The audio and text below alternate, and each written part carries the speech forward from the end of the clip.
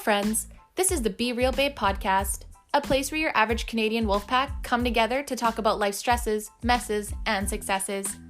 Each week, we will bring you new episodes sharing our experiences on a ton of different topics in hopes that we get a better understanding of ourselves, each other, and this crazy world we live in.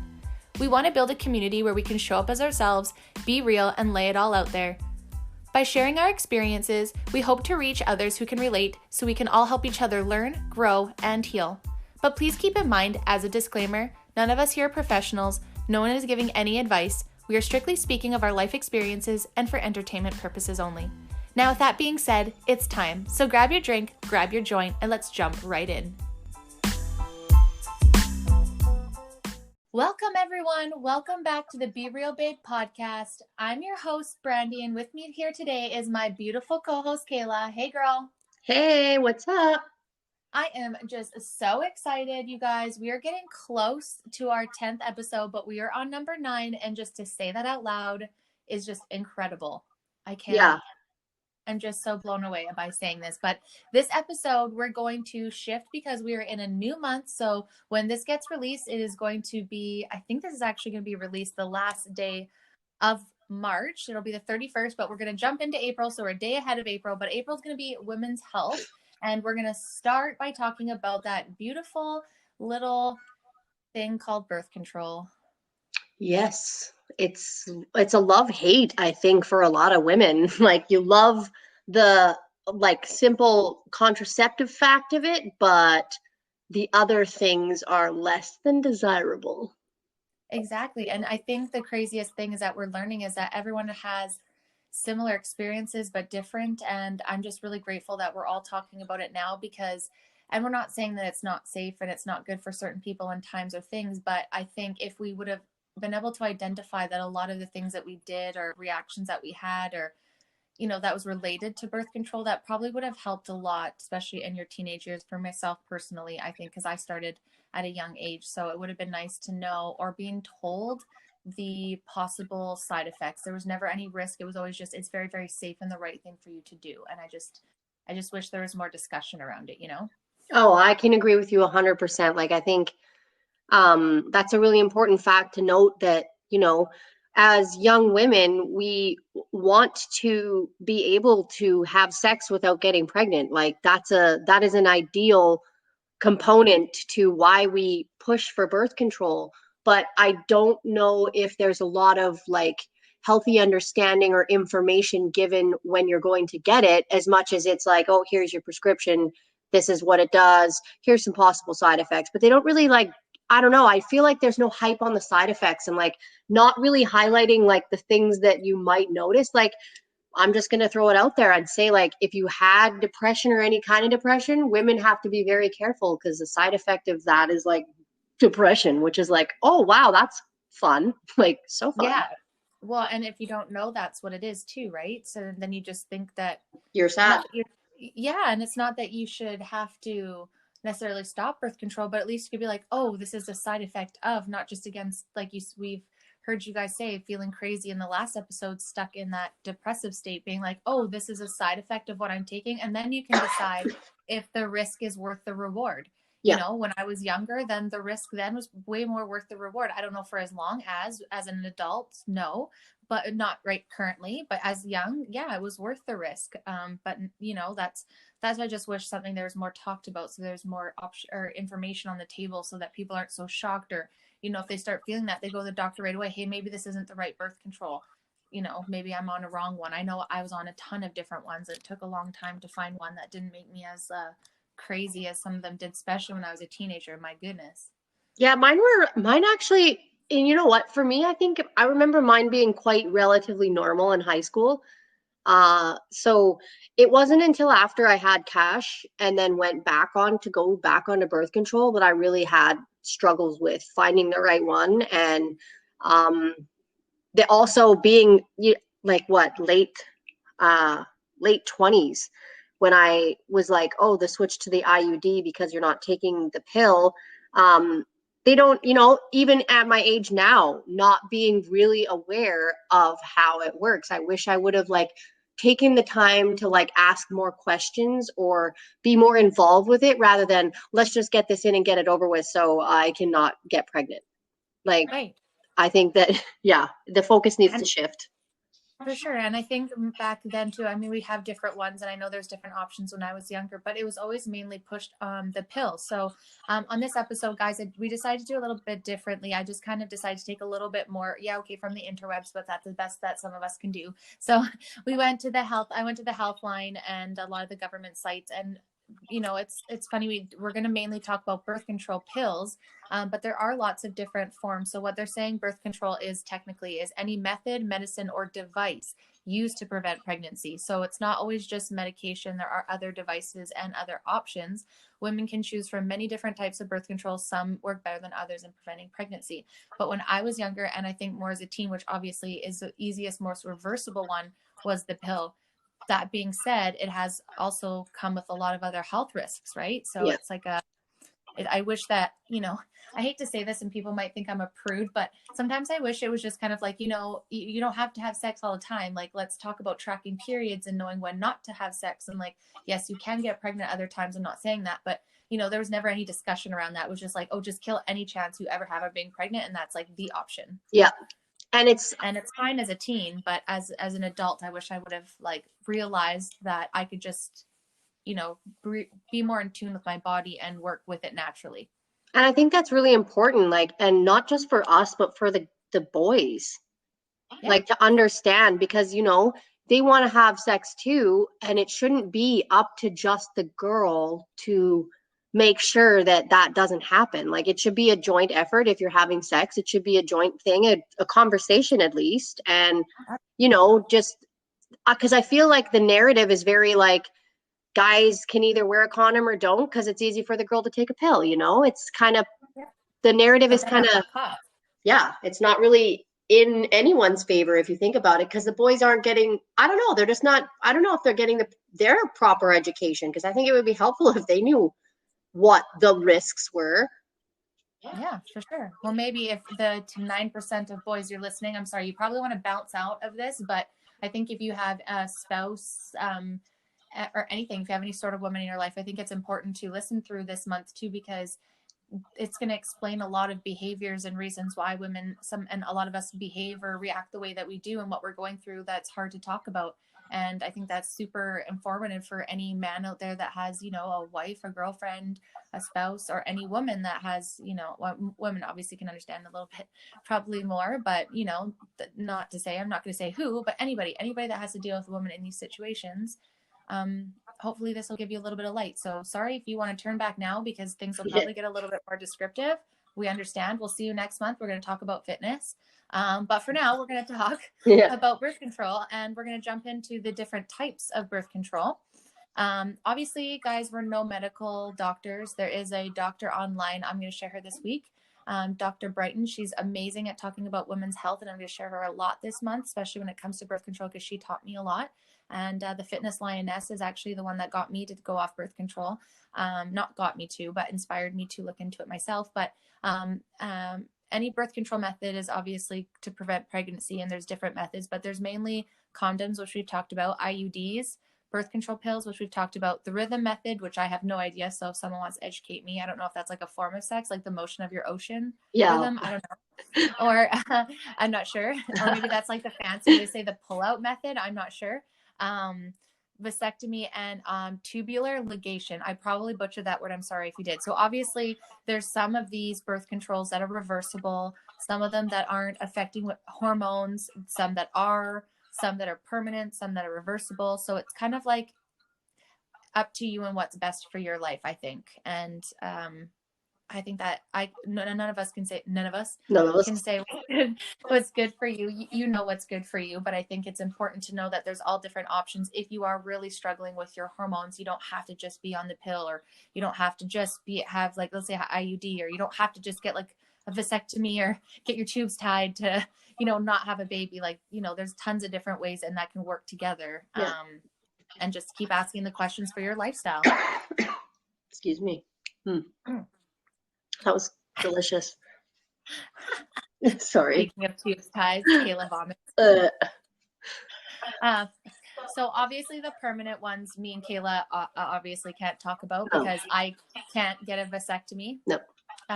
And I don't think I'll ever get my tubes tied. I mean, maybe one day, I don't know. I won't, but for now, that's not a form of birth control I would like to. But to just give like a quick idea for those that maybe don't know what they are, again, pulling from this Healthline website, a vasectomy is a form of birth control that prevents sperm from being released during ejaculation. I've been waiting all day since researching this to say that word. During the procedure, the vas deferens are cut or blocked. The vas deferens, that's also what I wanted to say, is the duct that carries sperm from the testicles to the urethra. This whole paragraph. Amazing. Although vasectomy is theoretically reversible, reversal doesn't always work. You should consider a vasectomy only if you're certain you don't want to have any more children. So that's really important to note. I know it can be, and some men have had success.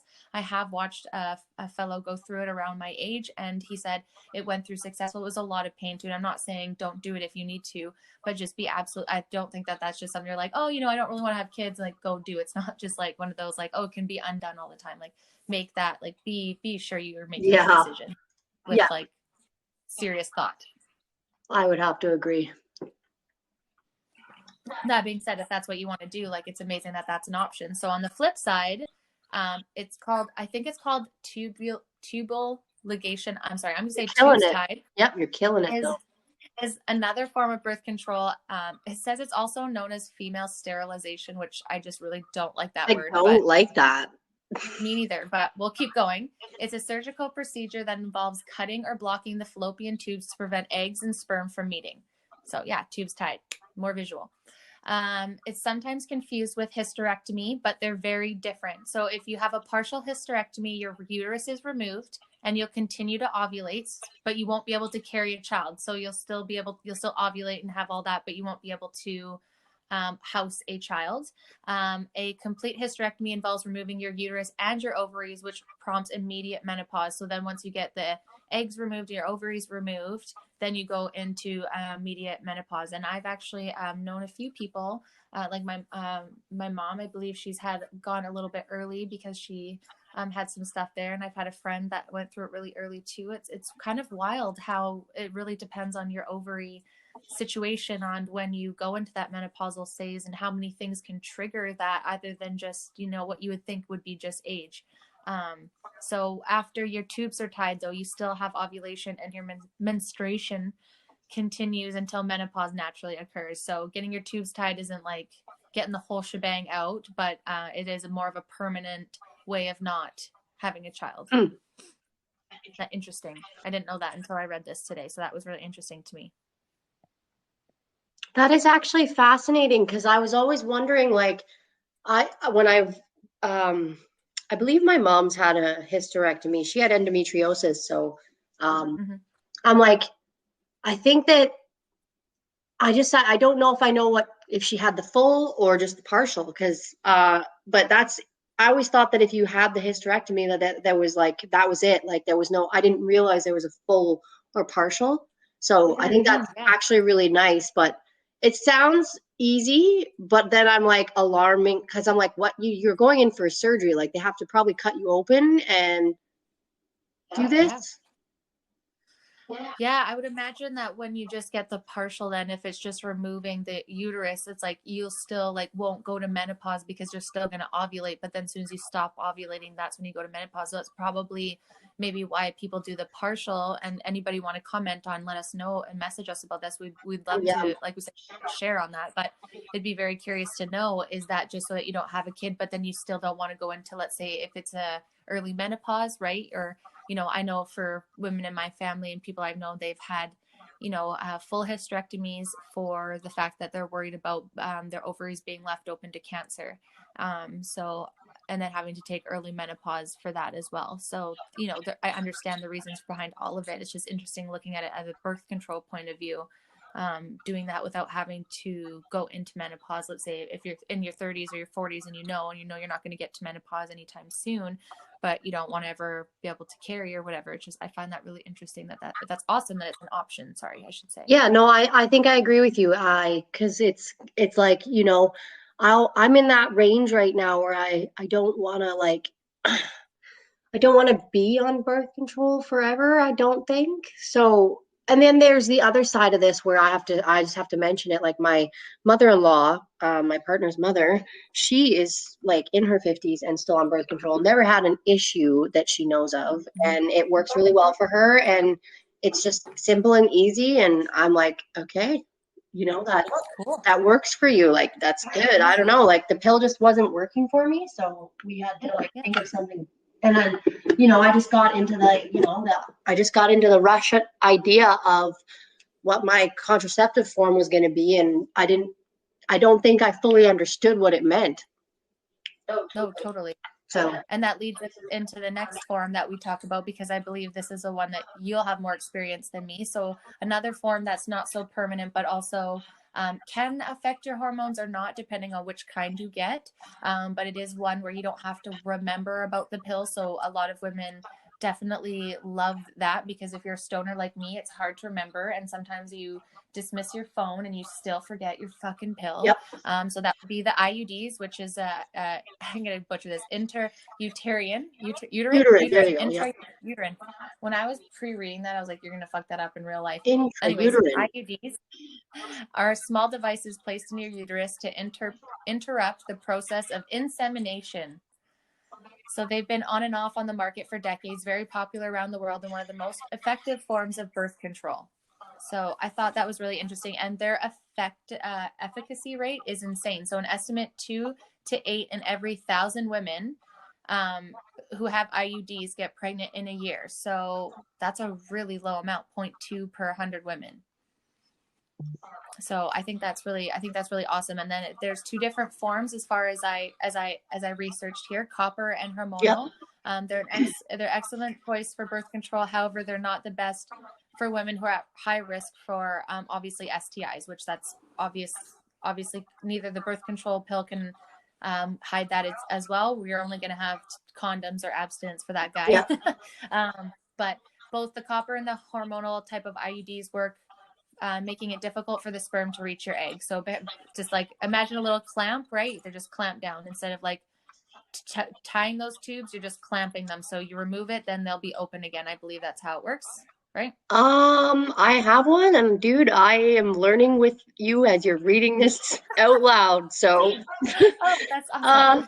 As far as I know, the IUD is kind of just like thank you. That was really like visual for my mind. Like that made it make because this is not relevant. I'm sorry, but my boyfriend literally just clamped his exhaust back on.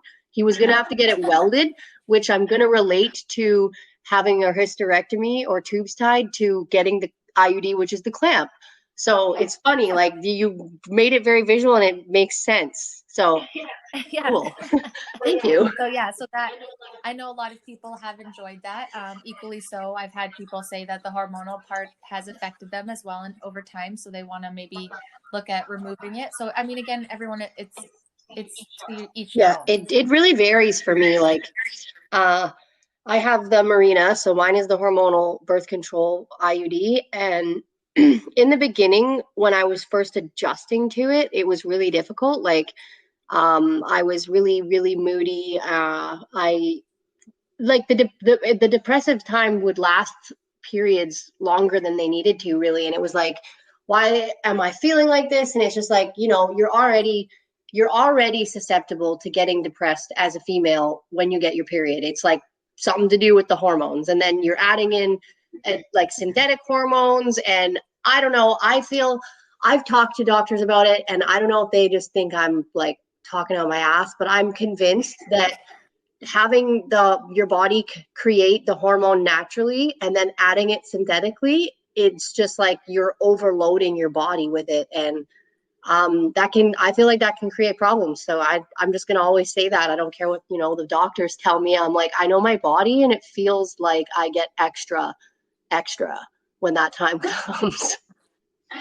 And some people, like you said, can like totally just be fine, but some of us not so much. Well, yeah, and like then I've even talked to some people that may very well come in and guest with us that have the copper one, and they come too with their own set of your period's heavier, I believe, for the first while once you get it. Like it's like almost like the first months to like 6 months or maybe even longer, like for the first however, like that was my misconception when I got mine. I was like, oh, I'm not going to get a period.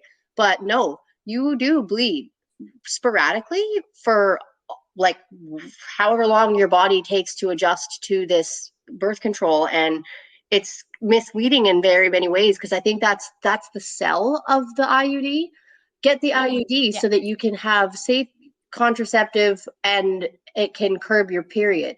But it takes time. Like it took literally a year for this to happen for my body.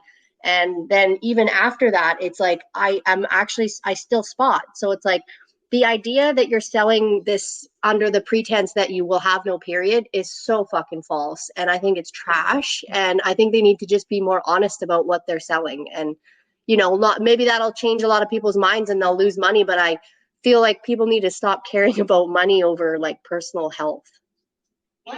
Yeah, absolutely. And I think for me too, it was learning how to work with my body naturally and giving up the fact that, and just working with my like menstrual timetable, oh, this is ovulation time. All right, well, let's do something else. Or, just be careful in that time or use backup or whatever. And I think instead of just, and it's up to everyone what they do. But for me, what happened to me, and we'll dive into this when we get into the miscarriage episode, when I stopped birth control was because I just couldn't put my body through any more ups and down hormones from all of those things from the miscarriage. And I was just done. I was like, I just want to see what my body's going to react without the added hormones. Yeah. And like, if my period sucks and I have bad acne, then it is what it is. Like, I'm still suffering. So I'm willing to see what that can be. And it's been a way better journey for me personally, ever since I let that go. So I agree. If it's messing with you, like, don't be afraid to call that out and have the conversation with your spouse and say, hey, this is making me feel a little cray. Can we try something else? Because I don't want to lose my sanity, so that we can just, we don't have to prepare for sex or, whatever, however other method you decide. Totally. And I think that's really awesome that you can come out and say that, because there is so many pages even that I follow that when we get to posting this, I'll throw up for everybody that I've been following, and they're actually right in line with what Brandy's saying. They're doing things the natural way. They're talking about eating intuitively during your period. Like, it's actually really informative, and I encourage every woman to like take a look at these people's stuff and like make decisions for yourself. Like, don't always think that you need to stick to what they're telling you. Like, trust yourself and knowing that you know who you are and what your body's like, and just kind of take the tests with it. Yeah, absolutely. Yeah, absolutely. And keep trying until you figure out what's good for you. And you'll know if the pill is something you don't want to do anymore. Like we said, there's other options besides natural. You can, if you don't want to have children, or, you don't have to either. And so you can have any different method. It doesn't have to be something that imbalances your hormones, especially if you already feel like you deal with that. So for me too, it's like, and like you said, you're learning about this IUD and stuff with birth control too. I'm going to go through and explain a little bit more about what I pulled from the internet for the birth control pills, because I think a lot of us, especially me, I just took it because the doctor said it was safe. So birth control pills contain synthetic hormones that are just like the hormones naturally produced in a woman's body. The two most common types of pills are the mini pill and the combination pill. The mini pill contains just one hormone, progestin. I think I said that right. The combination pill contains two hormones, estrogen and progesterone. Both types of birth control pills are effective and safe, so as they say. The pill works by stopping sperm from joining with an egg. The hormone in the pill safely stops ovulation. No ovulation means there's no egg for the sperm to fertilize. But so pregnancy obviously can't happen. So it's saying the birth control pill is safe, simple, and convenient way to prevent pregnancy. It also has other benefits like reducing acne, making your period lighter and more regular, and easing menstrual cramps. So yes, this is what I was sold on, is that it's going to reduce your acne, which, I mean, that was on and off my whole life, so I don't think that made a dent in it. I don't think it ever made my periods lighter, personal. And up until I was adult, they were never regular, but I think that wasn't the birth control. I think because I just became more of a regular person. No, and I agree with you there. And easing cramps. My cramps were terrible. Like, it didn't matter which one I was on. I was always keeled over in so many. So like, yes, for some people, but if you're still experiencing all these things and they're telling you, oh, well, it's not the birth control. It can be. It can be. Also, Um, while we're talking about birth control pills, I just want to like ask you, Brandy, have you ever heard of there's a little device that's getting pretty popular on the internet right now. I think it's called, oh, I can't quite remember. But basically what it is it's a little like packet that has two little wires to it with little pads, gel pads you stick on to where you're cramping, and it sends electro currents to the nerves to so that hmm. your body stops telling your brain that you're cramping.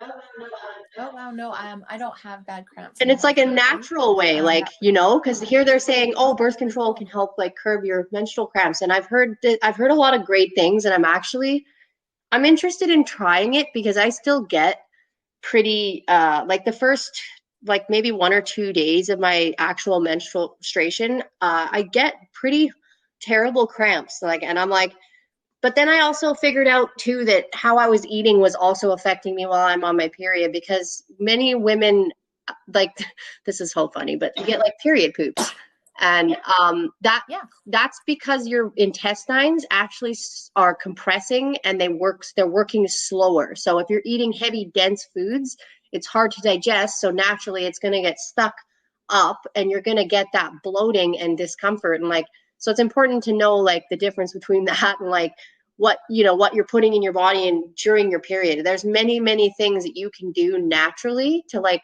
curb these things.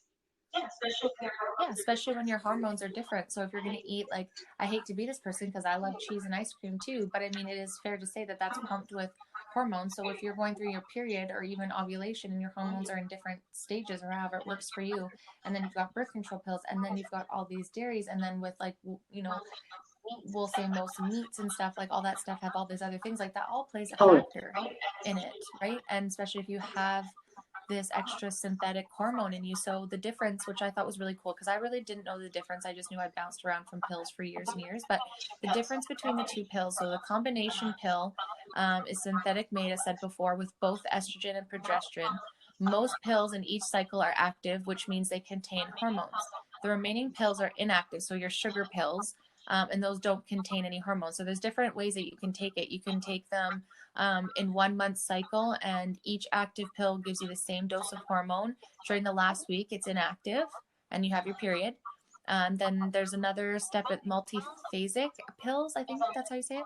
These are used in 1 month cycles as well, but they provide different levels during the cycle. So depending probably on where you are, ovulation to me menstruation, I too. hate that word, would have different hormones in your cycle. But again, having that inactive sugar pill week that you either take it or don't. I usually did because I just wanted to continue the habit of taking it. Then you have your period for a week. Or there's the extended cycle pills, which I never heard about this, but I know a lot of people that skip their period, so it'd be kind of the same. These are typically used in 13-week cycles. So you're active for 12 weeks on the pill, and then you only have your period for the Oh, 1 week. So you only get your period 3 to 4 hmm. times a year. So those are the different ways you can take the combination pills that have the two. The one which is the progesterone, the mini pill, they have no estrogen in them, which you just said. Duh. The pill is called the mini pill. It's good choice for women who can't take estrogen for health Hmm. or other reasons. So that was really interesting. So these pills are in the cycle are active only. There are no inactive pills. So you may or may not have a period while Hmm. taking these pills. That's interesting. So the difference is, I guess, essentially that the combination pills stop ovulation and make the lining harder for anything to attach or for any of the sperm to get through, making, like, this is going to sound gross, but the Yeah, mucus like thicker and the lining thinner, so that if it does get through, like, miraculously, your lining in your uterus is really thin, so it won't less likely attach. Whereas the mini pill doesn't necessarily stop you from interesting. ovulating. Yeah, but it stops you, but it will, like, have thinner lining, so that, like, so you will have a more likely chance of getting pregnant, but it'll be less likely that it'll Okay. attach because the lining thins more with the mini pill, where the estrogen um kind of stops ovulation, right? Whereas, like, the progesterone just thins your lining and causes more mucus, so it makes it harder. Whereas And so there's an egg that could drop, but harder to have to attach, where it's like when you have the combination of the both, you just don't ovulate. So there's no chance of that egg dropping. Yeah, I'm Does literally that make learning sense? I so think. much from just us talking about these. And I hope that's right, you guys. That's just something that I've been researching this morning and just kind of having an idea of it. So I don't know 100%. I'd love to hear feedback. This is just what I'm learning off of these websites here. And then what it's saying is the best birth control, it says, are oral contraceptives taken every day. So obviously the pill and taking it at the same time, they're both just as good. It's just depending on what works for you guys in your lives. And it's 91% effective. It says out of 100 women, nine women would get pregnant on the pill. That's when it's taking effectively. So myself, I was not taking my pills effectively when I personally, got pregnant and then had a miscarriage. So, if you're not taking them effectively, you can't expect them to work. But progesterone you have to take within the 2 to 3 hours, whereas with the combination, as long as within the 12 hours, you should be fine to be protected. Which is another crazy thing, because like also remembering how when I was on the pill, I just don't think I was ever religious about the time. So it's like not certain or is certain, like may have been better when I was in school because I was a little more organized. But like as I got out of school, I became a little less like all over the place, we'll call it. And it just became hard. Totally, and then there was other things happening, and it was just like, yeah, it was a lot. So it's, if you got to be taking it properly for like anything for it to work. Like, so that's important to say. For sure. And I mean, there's one myth that I wanted to bring up about birth control that I believe for a long time. And I think maybe that's just been my whole like uterus journey, we'll call it. One myth about birth control is there was a question: can birth control make you infertile? So contrary to popular belief, the pill has no negative effect on fertility. However, it isn't easy to understand why there are myths about birth control causing infertility, as someone experienced a delay in resuming ovulation and menses. I don't know if that's I menses feel or like it's menses menses. following prolonged birth control use. Menses, yeah, I'm not sure, but anyways, and that was pulled February 15th, 2021. So I'm not saying that that's not. I don't know if I can believe that that's the full case, you guys. I mean, there's got to be adverse effects for some people.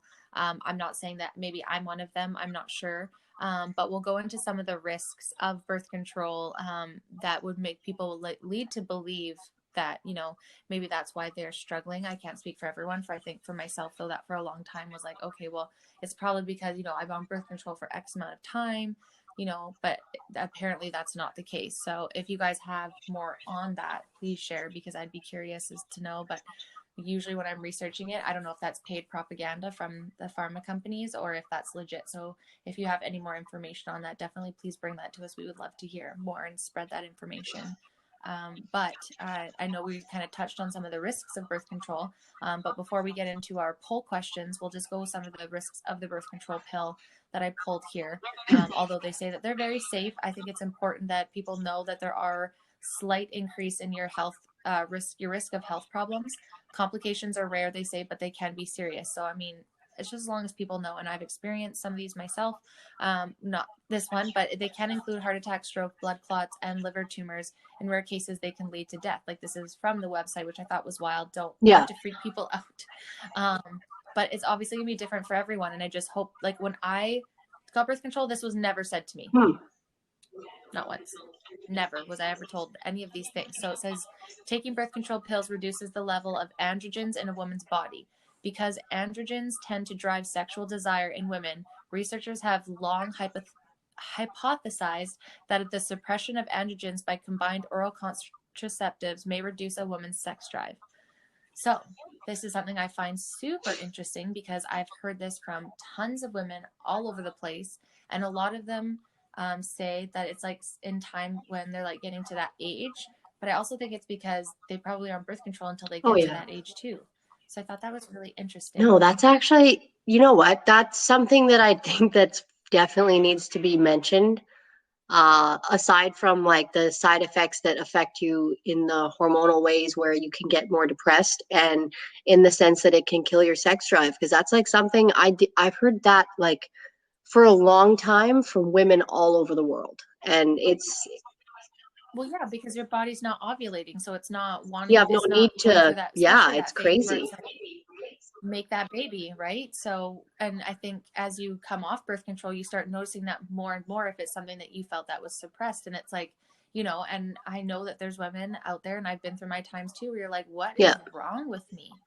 And it's the worst feeling. And the whole time, then you read this and you're like, oh, I was literally taking something. I guess that would make sense because in nature, my body wants to procreate at this time. And obviously, you get a little randy at that, you know, like that makes sense. But if you're taking that time off and you're eliminating that natural part of your body, then it would make sense that those, not saying that you don't ever feel that way, but you know, I think that's a huge important thing that people need to be aware that could be happening when you're on them, and don't think it's yourself or that something's wrong with you.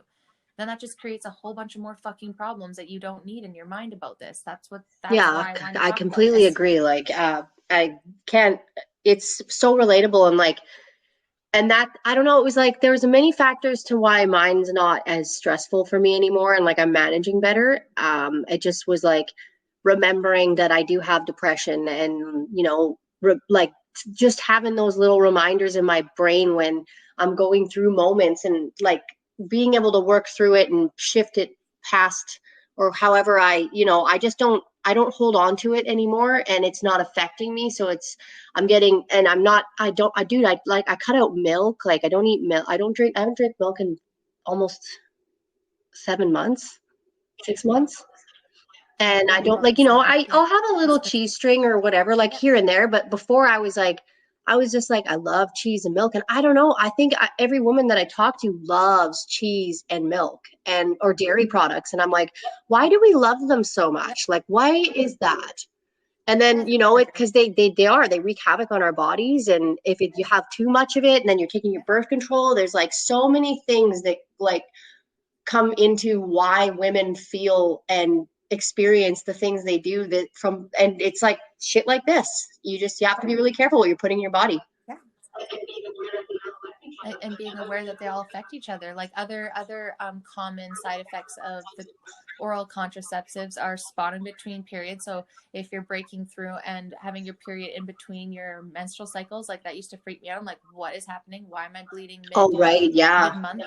Um, Nausea, breast tenderness I'm too, and gonna you're be like, oh my pregnant. god, I feel like if anybody looks at my boobs, yeah, and then you think, oh my god, I'm pregnant, and then you get your period, you're like, well, this is weird.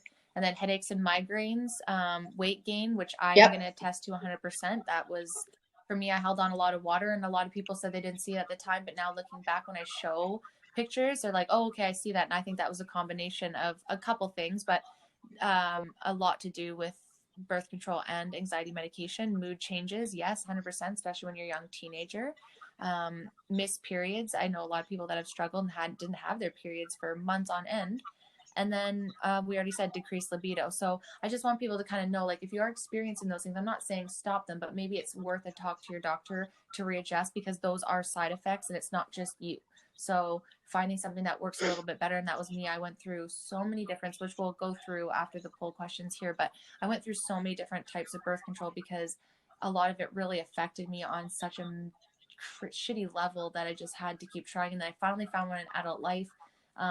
But then after, like I said, that miscarriage, I just couldn't, I just wanted to give my body a break from everything and just be clean, fresh with Which hormones and makes stuff sense. and And I feel like, I really honor that, and that this is where you are in your journey. And I think it's important for other people to like, because we are different. I do have a hormonal IUD in, and I'm learning to manage with it and everything and balance my body and all that stuff. But it's good for people to know that there are other options and that it works. So I think that mm-hmm. we Yeah, really, you know, we touched a lot of spots where just, I don't know if that, do people have these conversations? I don't know. I want young girls out there especially to like have some options and awareness around everything that they're doing and putting into their bodies. totally. And unpopular opinion, and I'll probably be hated for this. And I don't mean this on a prude level, but like, you know, sex is like it's also a want and a need, but like you're No. not going to die without it. So if, and I'm not saying that you shouldn't have a healthy lifestyle and a healthy sex life, you should 100%, and I'm for that. And like, but there's also a line if it's like wreaking that much havoc on you where it actually is your depression trigger, your anxiety, any of those things, like it's worth, like I said, having that conversation and working around it. So another one that we didn't really talk about, because it's more a real personal choice and it's not something I'm going to encourage people unless they're aware that, hey, when you have sex, you could be having a baby. If you are not on birth control, or you, let's say, pull out method, maybe that's the rhythm method, like that is a consequence. I'm not sure if people are aware of that. If you have sex, you can have a baby every single time. Now, obviously more frequently, and it's not always as easy. And a lot of people can attest that. I'm one of those people. So when people say it's super easy, some people can look at each other and have a baby. Some people can try for years and years and not have one. Everyone has a different experience, but to know that that's what that is a possibility of that said action.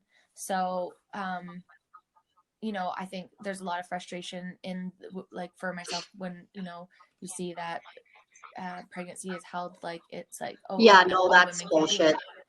You know, we'll get into that, and then we'll get into that next episode, right? So it is frustrating if you're on these weird paths and you have been taking things, you know, to not feel like those are the reasons why you're not saying we're in a place to have one right now, but just knowing that when we do, like, that's going to be a battle and a half for me physically and mentally, most likely, if we decide to go that route. So I think it's really important to also know that, you know, by me tracking it, I'm very aware that at any moment in time I could get pregnant. Not saying that that's what we're trying for, and I'm not necessarily ready to go through that if I can have one, but we know that that's not say consequence, but the potential result of what we're doing. I'm okay with that.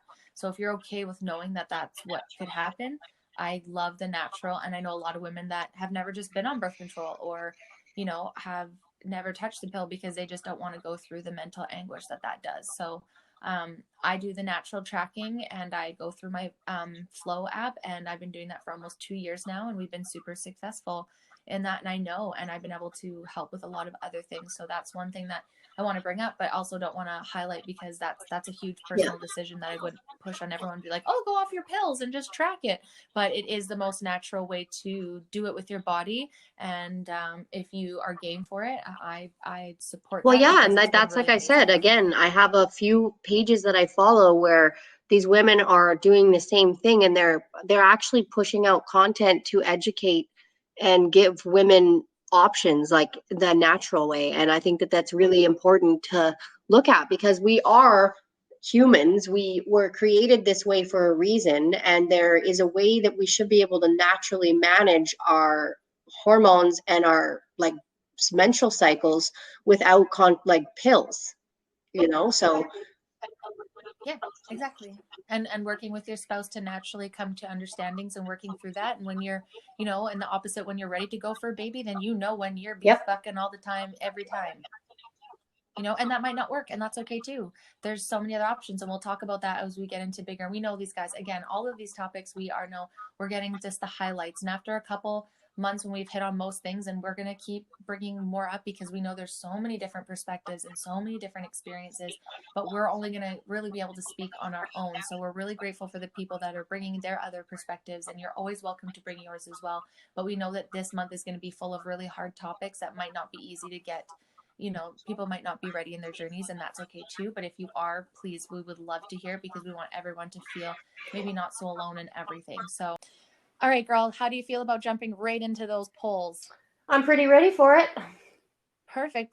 So you guys, we did our typical polls, because the reason why we do this is because we really want to get a great understanding of what everyone else is going through. And sometimes, I'm not going to lie, when I put a question out there and I see the results, it's amazing and disheartening all in the same, because it's kind of what I've predicted, and it's not a great prediction, but it, in a weird way, it makes you feel a little bit less alone.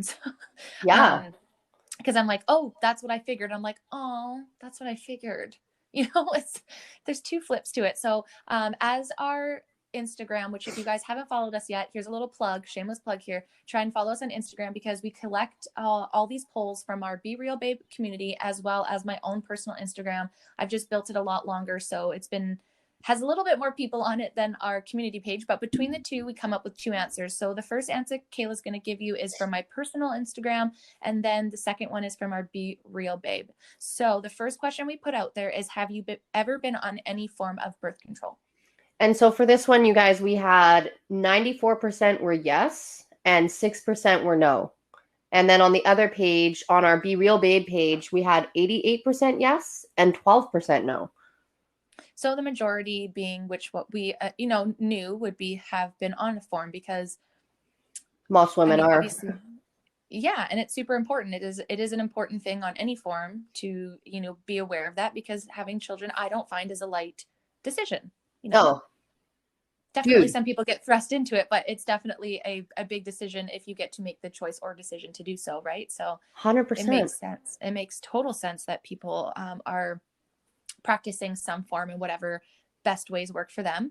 The second question was, are you currently using a form of birth control? So the reason why I asked this question is because I know a lot of people that have been on it or on different forms. So are you currently using a form of birth control? So for this one, we had 44% yes on Brandy's Instagram page, and then 56% yeah.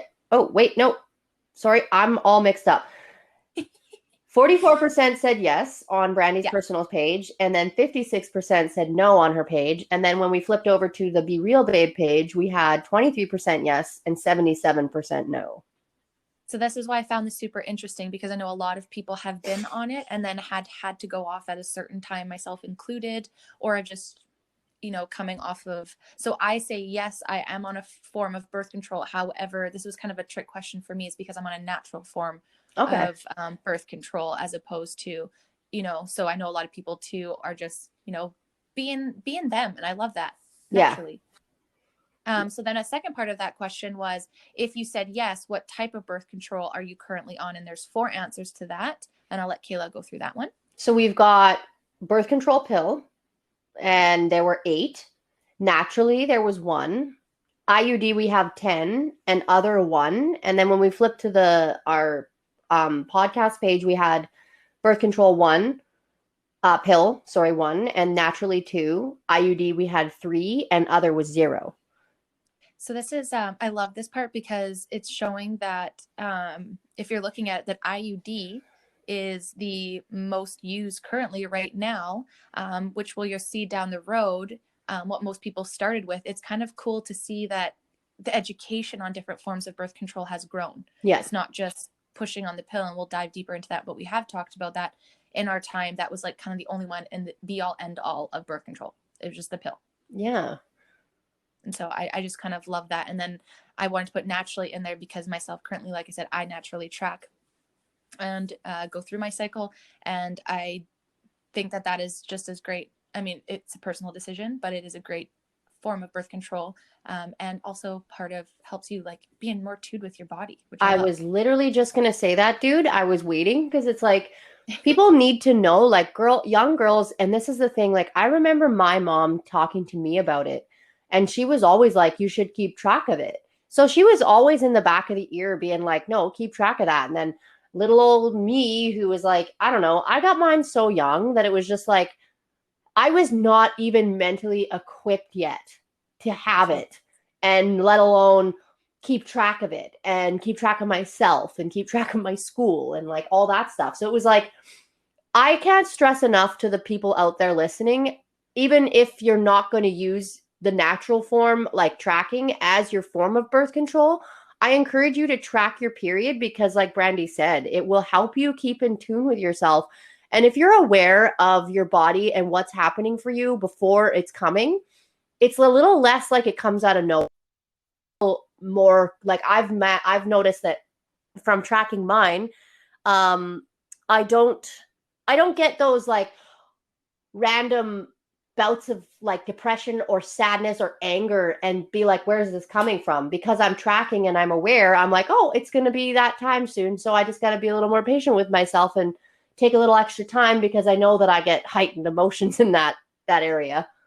Oh, absolutely. And that was like me the other day. And I'm sure a lot of people, especially those that track naturally, I mean, you can, and like I've said multiple times, me not getting pregnant by naturally tracking could be something that's just something for me. That's why if you're going to do the natural route, know that if you have sex, you can get pregnant. Yeah. But, I don't know if that's just working for me, but I think the thing that excites me the most, not excites me the most, because even when you're on birth control and your period's late, you're like, oh my God, am I pregnant? Or something happens that triggers that, is like just as much as a premenstrual what do you call it, premenstrual condition or feeling as it is being pregnant. So like the other day I woke up and I was like, I literally feel like I had breast implants. Like, what is going on?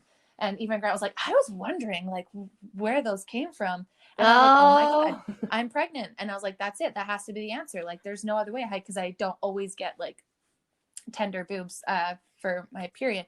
And then I looked at my Flow app and it was like 5 days till period. And I was like, okay. But I would have sat there in anxiety for 5 days, sure as shit that that's what it was. Or equally so, maybe if I was in a transition where I was like excited, thinking that's it. But it really is, you know, as soon as I was like, oh, it's 5 days for my period. Oh, obviously that's why, you know. And a quick Google search will tell you that most women can feel breast swellness before their period. So, you know, but I would have before like sat there and stressed out about it, especially for me, because we don't know if I can. So whether I do or not, it's like kind of a risk of potentially leading to a miscarriage, which we'll talk about later this month. But, you know, it's sometimes always like, you're like, oh, am I ready to go through that yet? And then, so now it's like, oh, poof, that was just, it's my period's coming. And that's why they're like that. And then of course I'm walking around like, look at how big my boobs are. Oh my God. That's actually funny that you say that. Cause like, I can remember every month, at least once or twice, I have to tell one or more of my friends to check their areola. Because having been pregnant and having had a child, it is so similar. No one really talks to you about this as a child or a growing young woman. No one talks to you really about the fact that, yes, during your cycle, your breasts get tender, and it's also the same when you're pregnant. So it's a lot to kind of like juggle through. But one of the big staple things that you can look for to calm yourself down in your moments of anxiety is how your nipples look, because they do. Oh, perfect. They get larger. I'm sorry for all our men out there, or I'm not sorry. Whatever floats your boat. Big old hard nipples, whatever. So basically, it gets like larger. The areola gets larger and darker. So look for that. There are some things that you can very identifyingly look for when you're trying to determine whether you're late on your period or you're preggo. See, and this is why we're having the show. Education. Education right? is power. Next time I'll just whip them out and be like, Grant, check my areola. What are we at here? Check them. I'm sure he's not upset about that. Check them. Get the measuring tape. Let's look at them. I'll do that TikTok challenge where you just walk in butt naked and see how they do it. And I was like, how my areola. Oh my God. I want that for you so much. Okay. It was funny because he's like, I was actually going to say something. So I was like, did you get me fucking pregnant? I love when our men do this. Yeah. And he's like, I was going to say, and I was like, walking around last night, I was like, I feel like I got to hide these cannons. And for those that don't actually know me, I have no boobs. Okay, you guys, this is huge for me. I usually have just enough for a handful, but this is like a handful and a half. And I was like, whoa, where did this come from? So anyways, you're welcome everyone for that story. Yeah. So this one I wanted to ask because I'm always on the fence about this question. So I was curious how other people felt, and majority felt the same as me. So have you ever been I worded this weird. How have you been affected by birth control? Holy fuck. There you go. You got this. How have you been affected? So I need to stop like posting questions different from where my notes are. I know what you mean. I had that same thing happen, or in the moment, I'm like reading it, but I'm like, I don't like the way that sounds or the way I wrote it. I would like to word it differently while I'm talking. And then I try to like jumble through wording it differently while I'm talking, but reading it at the same time is so confusing. So I'm like, okay, let's just go with it. So has it affected you at any point in your life? We had 83% yes on the first page, and then 17% no. And then when we flip over to the Be Real Babe podcast page, we had 67% yes and 33% no. Right. So yeah. So obviously, which is, would make sense because the majority of people have been on it. So that would make sense that it has affected most people. And I think most of us probably felt a little alone in that. But now that we all come together, I think most people that you talk to will say that they've been affected by it at some point in their life. And there's different areas. So the one question was, has this affected you positively, negatively, you're not on it, or a bit of both? Because it's affected people, but has it been a good thing? Has it been a bad thing? Have you kind of like me, are you back and forth with it, or you're not on it so it doesn't affect you? Yeah. I think no, sorry, I'm just kind of ahead of myself here. I don't know what's going on. You're just excited about these topics. I know, I get so excited that it's like, where are we? What's happening? The positively, negatively, I'm not on any form, or a bit of both. Okay. So positively, we had 4 on the first page, and then 0 on the other one. Negatively, we had 10 on our first page and 1 on the other. I don't take it was 2. And then on the other page, it was 4. And a bit of both, we happen to have 14 and 8. And I think me and you smack dab right in the middle of that one as well. Where it's positively, and when we get into my stories, like, obviously as a teenager, I was good. I was definitely sexually active and into my 20s. So, you just figure you take birth control and that's it. But I did not have any idea of how it was negatively impacting me until later on in life, where I was like, oh, wow, maybe this is not the greatest. Yeah. And it's just like all about knowing your body and being aware of the ingredients. Like, I don't know about anyone else, but like I was a stickler for reading the like leaflets that came inside the birth control. Like I would read them front to back. I would read the whole box because it was like I wanted to know super in depth what I was putting into my body. Plus, I don't know. It was an obsessive type of thing that I would do. And it was like, why are you? And even to this day, like I'll still do it with prescriptions. Like I will look through and through the leaflet and it's like, I just started paying closer attention, essentially is what I want to say there. Yeah. And it's funny because I think I would read it too, but then it's like the doctor and the nurse would be like, it's okay for you. Right. So it's good for you. It's safe. And I'm not saying it's not safe. Again, it's to each everyone's journey. But then you don't know. Yeah. And when someone's telling you it's safe, you're like, oh, okay, well, then it must be me. But what it would have been nice to know is like, it's safe, but here's some of the side effects. So come back to us, or let's reassess you in 6 months to see where you're at mentally. Like, I don't feel like that was ever an option. It was just like, oh, here's your birth control. Bye. Yeah. So it would have been nice and great. So it's good to see that not everyone's had such a negative. Obviously, that was a higher spectrum of people having more negative than positive experiences with birth control. But at least now I'm hoping more in their adult lives, people are feeling a lot more better with the forms that they're taking and knowing that there are different types of birth control pills. There's different forms of birth control in itself, whether that's an IUD or whether, it's something more permanent. There are different ways, or more natural, where you just listen to your body and have communication with your spouse, that there's tons of options than just the pills. And that brings us to the end of not end of our poll, but the second part of the poll was I wanted to kind of know of how people started with their birth control journeys. So we had a question of, if you said yes to being on birth control, how old were you when you started taking it? And then we have four, 1, 2, 3. 4 categories. And it starts with teens. We had 26 on our first page and 11 on the other one. For 20s, we had 3 on our first page and 2 on the other one. For the 30s, which I found interesting, we have 1 and then 0 on the other one. And for other, we have 0 on both platforms. So I found the 30s interesting because I don't know why I found that so interesting, but was that started taking it at 30.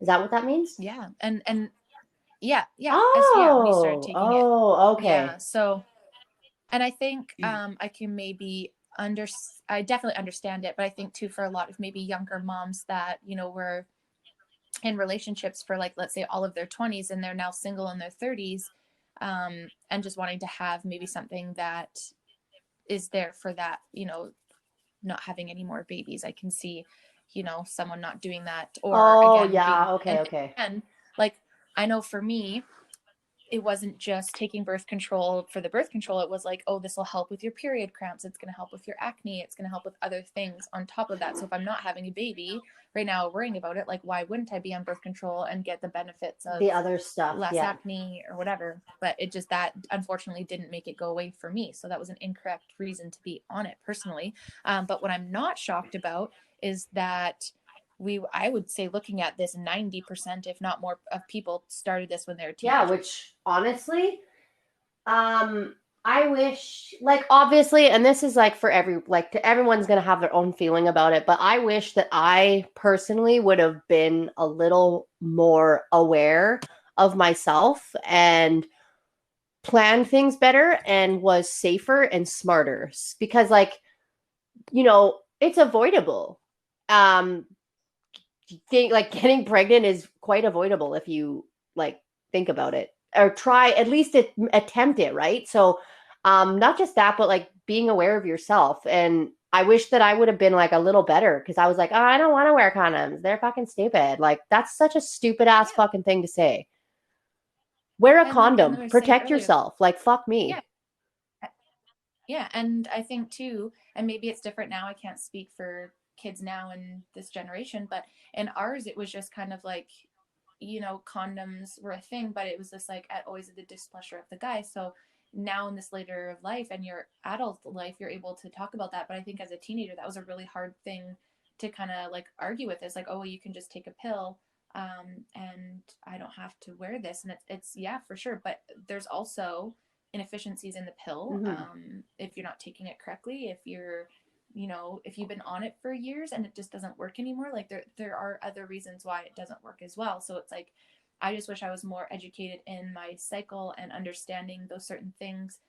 And again, maybe I'm not pregnant because I'm not able to or haven't been able to in the past, so I'm not saying that's for everyone, please don't quote me on that. But that being said, it would have been nice to know more about my reproductive health Yes. and all of that too. And I think that's why we jumped into this one right away, because all of these things that we're going to be talking about this month have to do with our mental health and why it was compromised or worse or better or whatever based off these other things. And had we had the knowledge, maybe we'd be better to help ourselves, being like, oh, this is depression is a side effect of this birth control pill and it's really high right now, so maybe I'll switch to one that's like more helpful, not saying getting off of it, but finding the right things and knowing that it's not always you, it could be a side effect of what you're taking or the combinations of, or so really fucking dig deep and open those suitcases, figure that out if it's not working for you.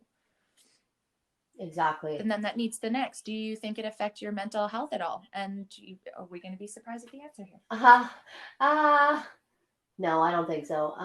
Do you think it affected your mental health at all? We have two different answers. One is totally, and the other one is not at all. So for the beginning one, totally was 72% on Brandy's page, and then 77% on our Be Real Babe page. So, and then we go down to not at all. We have 28% and 23%. So pretty high that where it says totally. And, Brandy and I talked about that the other day, or maybe just in the beginning part of our segment. It's kind of sometimes I get a little mixed up with like when the talks were happening.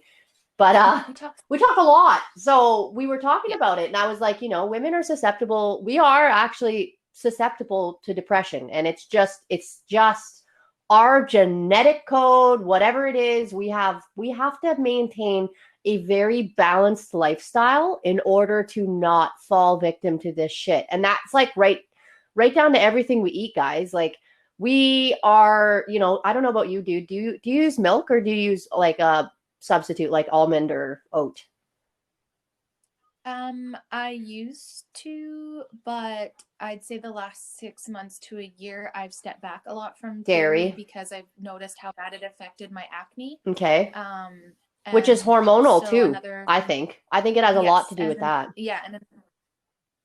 and the next step will be I would like to really transition to more of a organic meat base. I think I don't remember if it was I can't remember who I had this discussion with. I think it was one of my girlfriends, but basically, and I agree with this, is like although I do believe like organic vegetables and fruit are super important, I think just with the whole hormone aspect and how much it can throw me off, meat's super important. And unfortunately, there are grocery store stuff that's good, but I kind of want to go more local. So that'll be my focus this year now, is like I've removed kind of dairy. And if I have ice cream, it's kind of like I know that I'm going to suffer for yeah. it. So I take it, like I had Dairy Queen last night and it was delicious, but yeah, I woke up feeling like garbage. And so, but I know I take that consequence, but I definitely step away from it. And now I just don't have milk, but we have lactose free, which it still kind of bugs me, not as much. Hmm. but it's just like, I was so used to milk as a kid, it's hard to have those substitutes. Right. So I just kind of stay away from anything that requires milk. So yeah, I still eat cheese, but I'm just I don't have it. You're like with every selective. single meal. Yeah. Okay. Yeah, I'm very selective, but I also don't want to eliminate it from my diet, because I do enjoy it. So if I think a complete annihilation of that will only bring it up, make it worse. So Okay. yeah, like all those things we could have talked about is your gut is your second brain, and that was never taught to us younger. No. So all these things are working against us here, and then all of a sudden now we're going to be, and so what I really wanted to hone in on this whole like poll here is the last question that we're going to go over this poll is, what form did you start with? Birth control, pill, IUD, naturally tracked, or other? And after Kayla says the responses, I'm going to kind of bring this all together because I found this really interesting. So let you go the answers, and then we'll bring it back to why I think this is really interesting. All right. So we had birth control pill on Brandy's page. We had 30. For IUD, we had 1. Naturally tracked, 0. And other was 0. And then when we flip to the other podcast page, we have 11 for birth control pill, 0 for IUD, 0 for naturally tracked again. So totally no one. And then other had 1 on the Be Real podcast page. So I am quite interested to hear what you have to say about that. So going through all of these results, we're looking here that the majority, 90% of people were teenagers. 75 on average, 75% people had that affect their mental health. And 95% of people were all on birth control. So everybody, pretty much. So everybody at that formidable age that was on birth control they feel 75% of them feel like their mental health was affected. So I'm not, and that's amazing for those that don't feel that way. That's fucking awesome. I wish that for the majority, but it's showing you that a majority. So all I'm saying is, as your teen, if you are putting your teens on birth control, if you're a teen listening, just at least know to continually talk about what's working for you or not, and know, like Carly said in the depression episode, she mentioned, like, let's stop labeling these teenagers of just like rebelling out and having bad characters, or them having some sort of response to something, whether that's trauma, whether that's being on the wrong medication. And if it's showing you out of our peers, let's see how many people was that polling. That's 45 people. So to 45 people, 75% of them had their mental health affected. Those same people were all teenagers, and they were all on the birth control pill. So whether that was being given the wrong birth control pill, if hormonal doesn't work for you, like, point being, guys, don't feel like it's you, and chances are it's a reaction. So keep fighting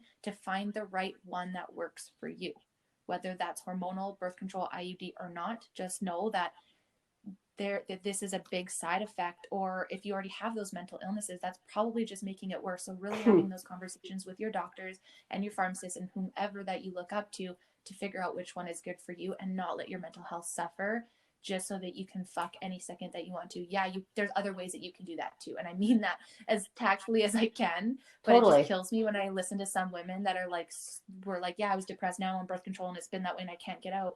I don't want to just go off of birth control. It's like, but there's other options for you. Don't have to suffer that way. Yeah, that feeling stuck, hey? That's kind of what we want to say. Like, I think that's a really important thing that you just brought up. Like, we don't want people to feel like they have no options. This podcast is about creating a space where we can educate and empower people to make decisions for themselves. Like, don't just go by what your doctor's saying. Like, if you second guess what a doctor says to you, I strongly encourage you to ask for a second opinion from a different doctor. There is nothing wrong with that. You deserve that kind of like reassurance, and you also deserve to have options. So yeah, like that was a really important thing that I think you just tied in there, that it's about talking about things and knowing your body and knowing when to stand up and say, no, I don't think this is working. Because it's not worth suffering. Like, it is not worth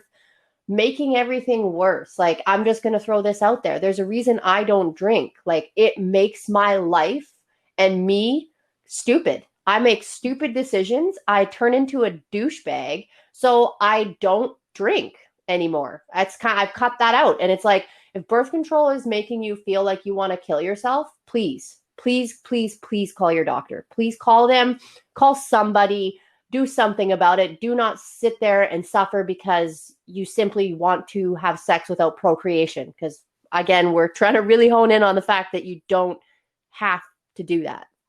Yeah, there's other ways. So now let's jump to the questions, and me and Kayla are gonna, again, this format's a little bit different, but I hope you guys like this way. So we're going to jump right in here.